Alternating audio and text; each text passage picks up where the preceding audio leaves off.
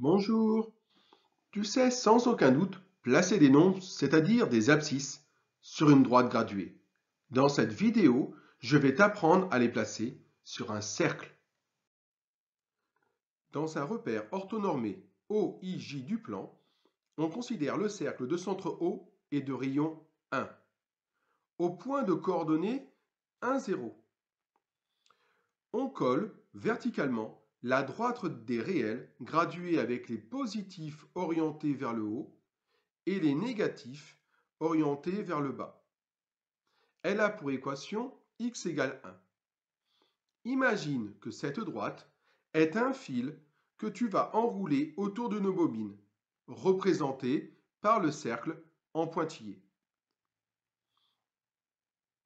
Étant donné que la droite est collée au point de coordonnées 1, 0, on va devoir en fait enrouler deux demi-droites, la bleue contenant les réels positifs et la demi-droite verte contenant les réels négatifs.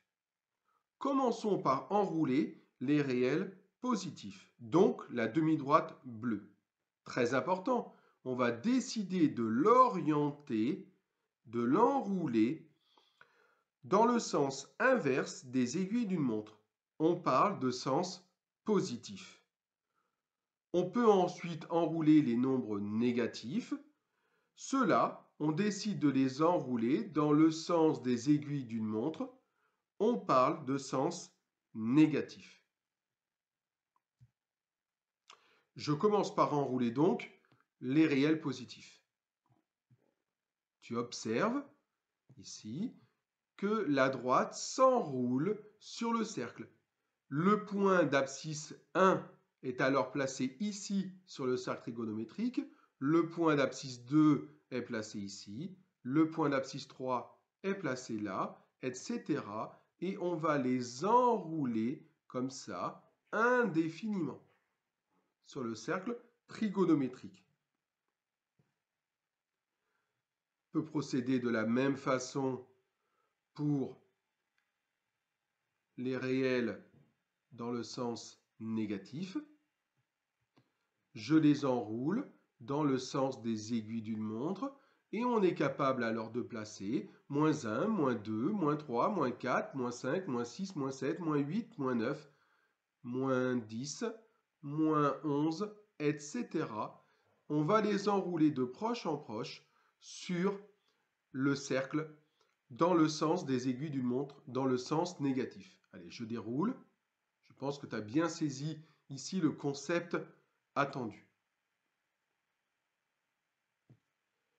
À tout nombre réel de la droite, on arrive donc à associer un unique point sur le cercle trigonométrique. On verra dans une vidéo prochaine pourquoi on l'appelle cercle trigonométrique. On dit que ce point est l'image du nombre réel. Par contre, comme on peut effectuer plusieurs fois le tour du cercle, tu observes qu'à chaque point du cercle, on peut lui associer une infinité de réels. Dans la vidéo précédente, on avait placé des mesures en radians. Te rappelles-tu des familles de nombres que l'on avait placées? Il y avait la famille des pi sur 2, des pi sur 3, des pi sur 4 et des pi sur 6. On va recommencer. Le cercle ici a pour rayon 1, donc 1 radian est la mesure de l'angle au centre qui intercepte un arc de longueur 1. Je te remontre. Voilà. Cet angle-là, ici, que je suis en train de te montrer, voilà l'angle-là, formé par ces deux demi-droites ici. Cet angle-là a alors pour mesure 1 radian. Le périmètre du cercle est 2πr, avec r qui est le rayon du cercle et qui vaut ici 1. Donc le périmètre, il vaut 2π. La longueur totale du cercle ici vaut donc 2π. Donc lorsqu'on en enroule la droite dans le sens positif sur un demi-tour, eh bien, on arrive au point image du nombre pi. Et sur un tour complet, on va arriver au point image du nombre 2π. Et on peut continuer d'enrouler. Allez, je te montre visuellement ce que ça donne si au lieu d'avoir gradué ma droite ici de 1 en 1, je décide de la graduer plutôt de pi en pi. J'enroule alors la droite et tu observes ici que le nombre pi va se coller exactement sur ce point-là que je t'ai expliqué tout à l'heure. Le nombre de pi arrive ici, il coïncide avec le point de départ. 0 et 2pi sont placés au même endroit sur le cercle. Et je peux continuer d'enrouler dans le sens positif. On observe maintenant le nombre 3pi ici. Puis si je continue, 2pi maintenant devient 4pi. Le 3pi devient 5pi. Puis le 4pi devient 6pi. Normal, je rajoute à chaque fois un tour. Et un tour correspond à une longueur de 2pi. Voilà pour la famille des pi dans le sens positif. Je te montre exactement le même déroulé, mais j'enroule ce coup-ci la droite des négatifs dans le sens ici des négatifs avec des multiples de pi. Donc maintenant ici on observe qu'on a moins pi. C'est normal, je viens d'enrouler dans le sens négatif d'une longueur représentée par un demi-tour du cercle de rayon 1. Et un demi-tour a pour longueur pi. Et comme on est dans le sens négatif, ce nombre-là est associé au nombre moins pi. Je continue, moins pi. Puis 0 maintenant, c'est pareil que moins 2pi. Moins un tour, tout simplement.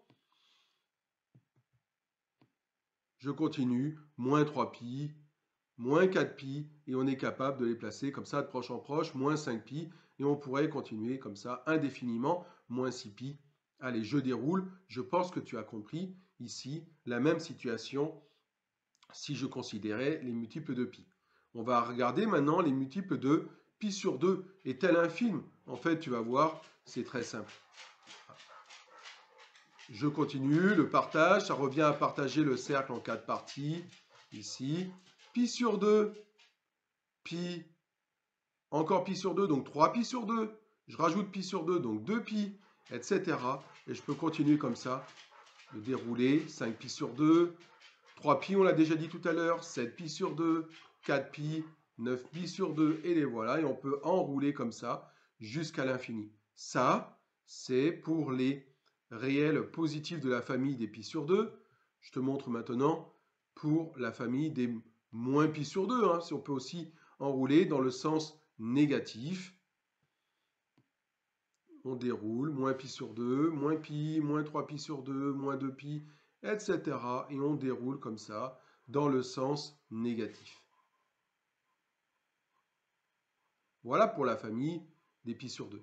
On peut continuer aussi avec la famille des pi sur 3. Pour la famille des pi sur 3, on l'enroule dans le sens positif. Pi sur 3, 2 pi sur 3, pi, 4 pi sur 3, 6 pi sur 3 qui vaut 2 pi. Et puis maintenant, pi sur 3 devient 7 pi sur 3. 2 pi sur 3 devient 8 pi sur 3. Et ensuite, on continue, 3 pi, 10 pi sur 3, 11 pi sur 3, etc., etc. Et on peut continuer comme ça indéfiniment pour les réels positifs.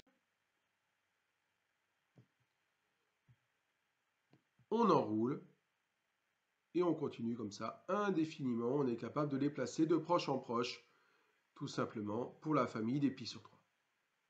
Pi sur 3 qui est la famille, je te rappelle, avec associé un angle de 60 degrés qu'on avait déjà placé.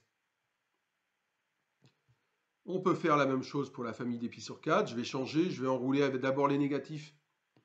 On enroule d'abord les négatifs, moins pi sur 4, moins pi sur 2, moins 3 pi sur 4, moins pi, moins 5 pi sur 4. Et on peut continuer comme ça aussi, pareil, indéfiniment. Et si j'enroule les positifs,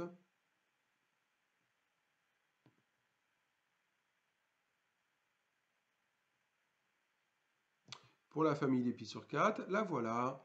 pi sur 4, ici, placé ici, je te rappelle qu'il est associé à un angle de 45 degrés.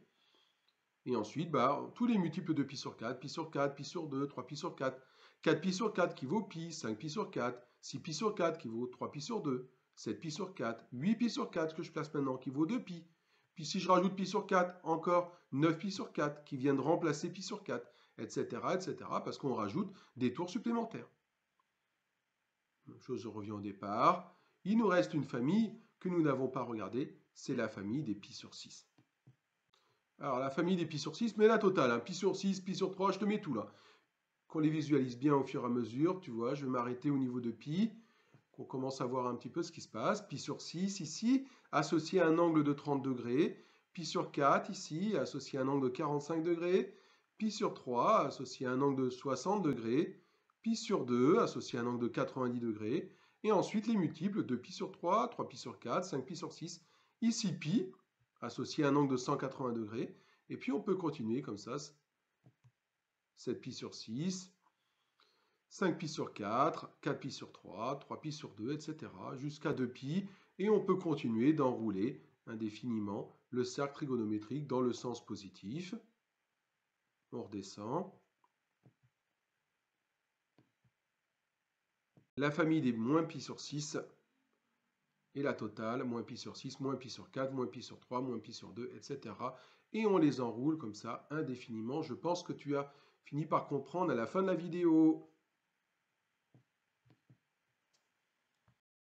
À bientôt pour une nouvelle vidéo.